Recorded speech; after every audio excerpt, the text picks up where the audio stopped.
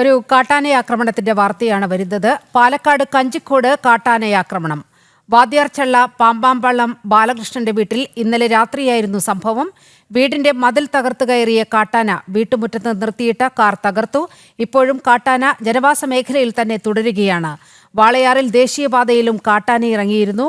വിവരങ്ങളുമായി അരുൺ ആലത്തൂർ ചേരുകയാണ്. അരുൺ, വീട്ടുമുറ്റത്തേക്കാണ് ഇപ്പോൾ കാട്ടാന എത്തി ആക്രമണം നടത്തിയിരിക്കുന്നത്. എന്തെല്ലാം നാശനഷ്ടങ്ങളാണ് ഉണ്ടായിരിക്കുന്നത്?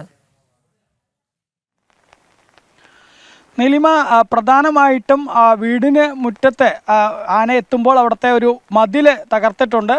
കൂടാതെ തന്നെ വീടിന് മുന്നിൽ നിർത്തിയിട്ട ഒരു കാറും തകർക്കുന്ന ഒരു സാഹചര്യം ഉണ്ടായിട്ടുണ്ട്. വാളയാറിലെ കഞ്ചിക്കോട് വാളയാർ ഭാഗത്തെ വാദ്യാർ ചള്ള പാമ്പാമ്പള്ളം എന്ന പ്രദേശത്താണ് കാട്ടാന എത്തിയത്. അവിടുത്തെ ബാലകൃഷ്ണൻ, പാമ്പാമ്പള്ളത്തെ ബാലകൃഷ്ണൻ എന്ന വ്യക്തിയുടെ വീട്ടുമുറ്റത്തേക്കാണ് കാട്ടാന എത്തുന്ന സ്ഥിതി ഉണ്ടായിരിക്കുന്നത്.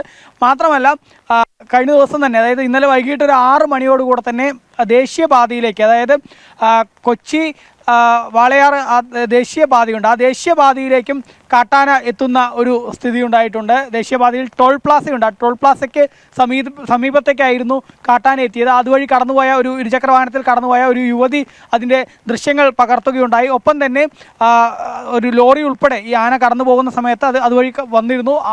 അവരൊക്കെ തലനാരിഴയ്ക്കാണ് രക്ഷപ്പെടുന്ന ഒരു സാഹചര്യം ഉണ്ടായത്.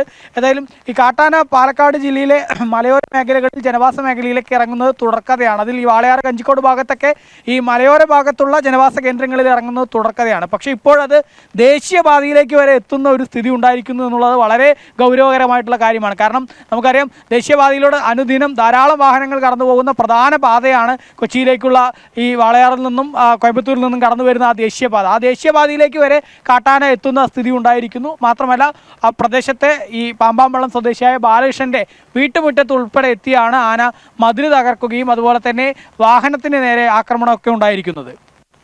ശരി, അരുൺ ആലത്തൂരാണ് വാർത്തയുടെ വിവരങ്ങൾ നൽകിയത്.